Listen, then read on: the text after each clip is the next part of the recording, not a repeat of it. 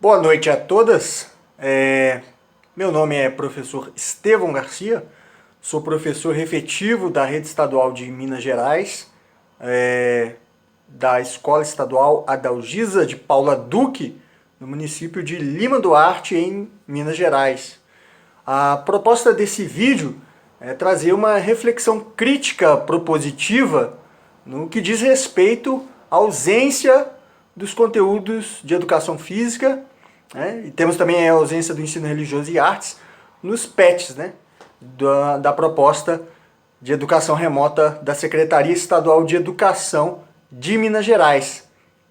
Antes disso, se faz mister externar que vários grupos de professores desta e de outras disciplinas têm feito críticas importantes aos métodos, às formas e aos conteúdos dessa proposta apresentada pelo governo.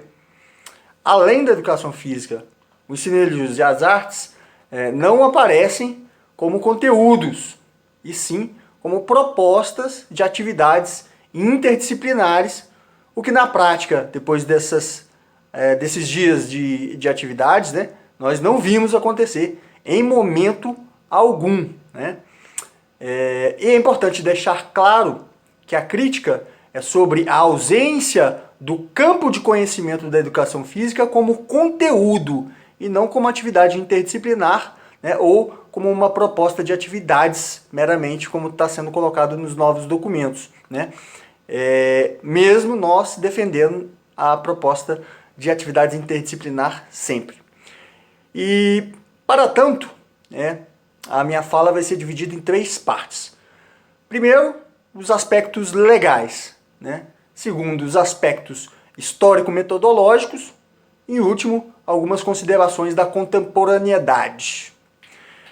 Então vamos lá. Apesar de não ser jurista, muito menos legalista, é importante refletir sobre as leis que regem o nosso país e a nossa educação. Então, na Constituição Federal, no artigo 205, né, está lá claro que a educação é um direito de todos e dever do Estado e da família, né? O artigo 210 desta mesma Constituição, né, fala que serão fixados conteúdos mínimos para o ensino fundamental de maneira a assegurar a formação básica comum e respeito aos valores culturais e artísticos nacionais e regionais. E gravem essa palavra, artísticos, né, e culturais. Isso vai ser importantíssimo no debate que a gente tem aí a respeito da educação física.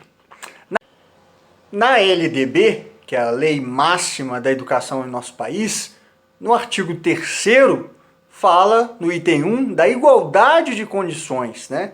Coisa que a gente sabe que num país e num estado como o nosso, onde as desigualdades socioeconômicas são gritantes, isso não está acontecendo, não é possível de acontecer.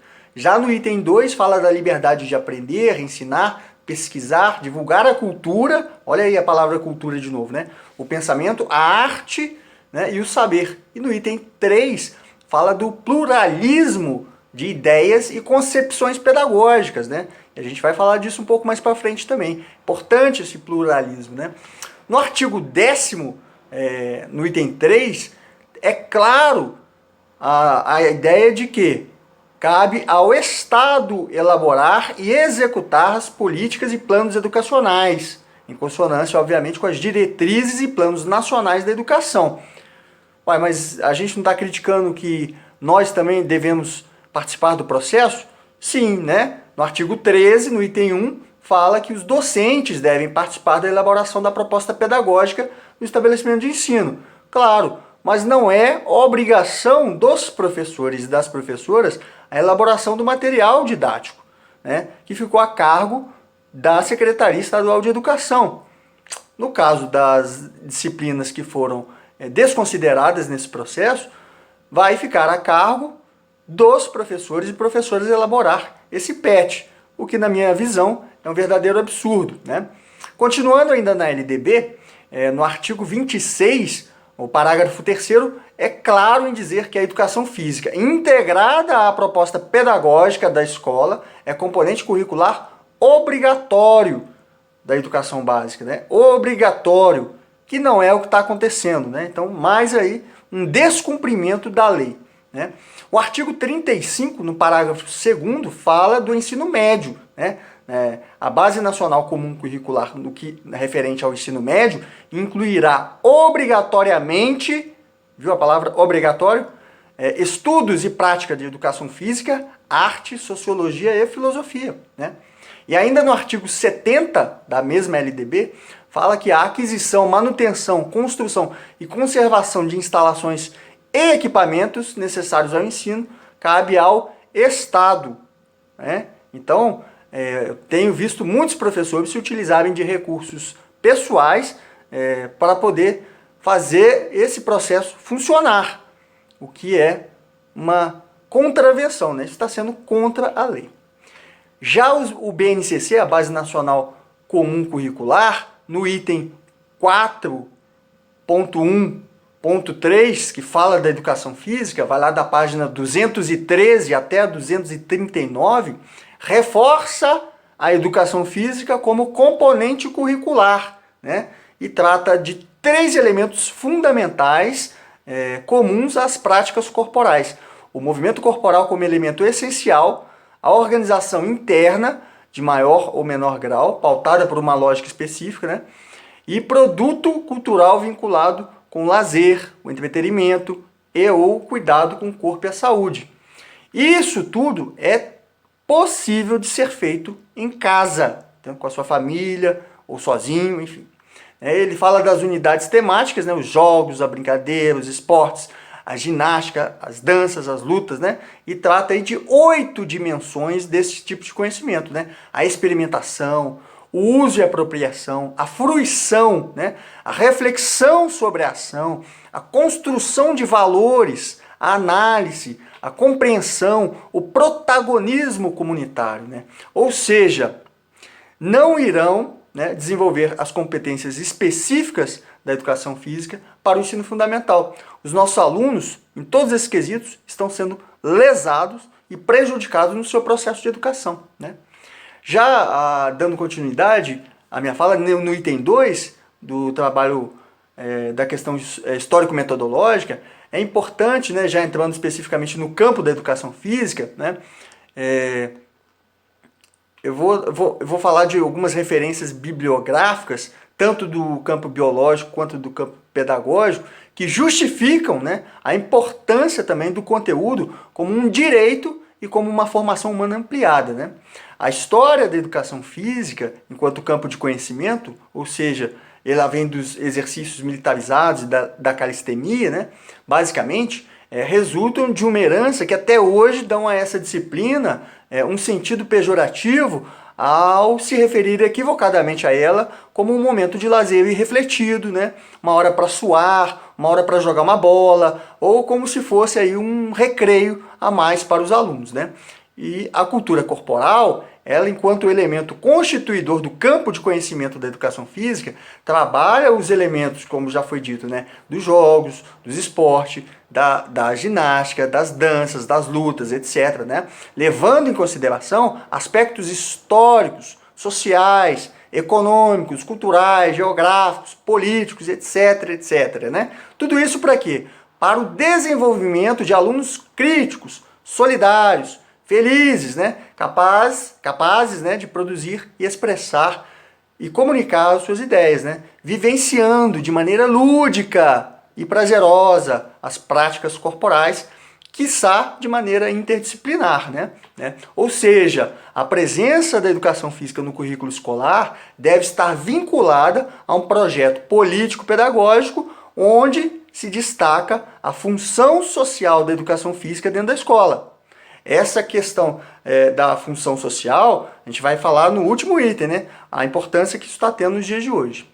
O currículo ele deve ser capaz de dar conta de uma reflexão pedagógica ampliada e comprometida com os interesses das camadas populares, que é boa parte do público-alvo na educação pública, né? E tem como eixo a constatação, a interpretação, a compreensão e a explicação da realidade social complexa e contraditória. Se trata, pois, do que as alunas devem alcançar e não o que o governo quer alcançar com os alunos. Então, é a importância disso, né? Então, Cada matéria ou disciplina deve ser considerada na escola como um componente curricular que só tem sentido pedagógico à medida que o seu objeto se articula com os diferentes objetos de outros componentes do currículo. Ora, então a educação física é uma peça da engrenagem que está faltando para o processo todo funcionar. Há, portanto, nessa ausência da educação física, enquanto conteúdo, uma negligência acadêmica, social e pedagógica por parte do governo, uma vez que a educação física compreende os saberes das práticas corporais que incorporam desde as ciências humanas e filosóficas até os mais profundos conhecimentos anatômicos, biomecânicos e fisiológicos, né? Vou citar alguns livros e autores, né, da área para mostrar, ainda que brevemente, né, o valor acadêmico e científico de quem se forma em uma faculdade de educação física para poder trabalhar na escola, né? Dentro do campo biológico, a gente vai ter desde a biologia mais básica, vamos ter também estudos sobre bioquímica, né, para trabalhar com os aspectos nutricionais, a anatomia, a mesma anatomia que a medicina estuda, nós também estudamos, a fisiologia, não só a fisiologia mais geral, mas também a fisiologia do exercício, né, que é muito mais ampla e profunda, a biomecânica, né, para trabalhar a questão do movimento humano, né, a neuroanatomia, para compreender como é que se fazem essas conexões entre o pensar e o fazer, entre outras, né, do campo da biologia. Já no campo pedagógico, eu vou colocar os livros, mas citando aí as principais referências, né, históricas dentro do campo da educação física, que vai desde Fernando de Azevedo, Alfredo Gomes Faria Júnior, Walter Bratt, Josimar da Olho, Roran Huizinga, João Batista Freire, Daniela Awad, Vitor Marinho, Lino Castellani Filho, Ademar de Marco, Elenor Kunz, né? Carmen Lúcia Soares, né? E a principal referência no campo da educação física, que é o Coletivo de Autores, que é o livro que a gente mais usa, capitaneado pela escritora Celi Tafarel. Então, é uma diversidade de conhecimentos e estudos que não podem ser ignorados no processo de ensino remoto também. É preciso pensarmos alguma atividade. E no item 3, que é o último item para encerrar minha fala, né, eu vou falar sobre aspectos da contemporaneidade, né? No mundo pandêmico, se volta atento a demandas que não estão ligadas ao consumo, né? E sim a sua relação com o que é inescapável para si próprio, né? Que é a relação consigo mesmo, né? A busca pelo autoconhecimento e o autocuidado nunca foi tão grande e tão evidente na sociedade mundial. As artes de toda a natureza, como os shows, né, pelas lives, os livros, filmes, séries, museus virtuais e tantas outras, né, estão servindo de refúgio mental e contribuindo para um maior contato com a cultura, olha a palavra cultura aí de novo, por parte da população, né? As manifestações de religiosidade, através da busca do autoconhecimento, do autocontrole, né, através da fé, né, independente da matriz, né, da sua fé, conectam as pessoas ao sentido mais humano que se tem, né? E nesse íntere, a educação física, manifestada através dos cuidados com o corpo, seja pelas ginásticas, pelas danças, pelos esportes, ou qualquer outra manifestação da cultura corporal, né, é um grande aliado imediato no bem-estar das pessoas. Mas também contribui para a construção de uma noção de novos valores, voltados à percepção dos sujeitos no mundo. E, na educação formal, poderia, para não dizer que deveria, partir deste pressuposto para estabelecer novos paradigmas educacionais e abandonar de vez esse modelo de educação bancária, onde as alunas não são protagonistas de todo o processo. A proposta, a meu juízo, ela é muito clara.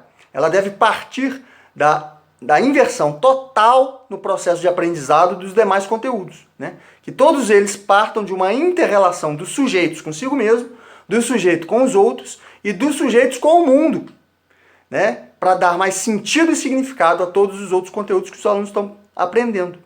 E nesse sentido, as 3 disciplinas que por hora são ignoradas pela Secretaria Estadual de Educação terão protagonismo e certamente um sucesso muito maior nesse processo de emancipação humana. Eu agradeço a atenção de todas e fico à disposição para qualquer futuro debate. Muito obrigado.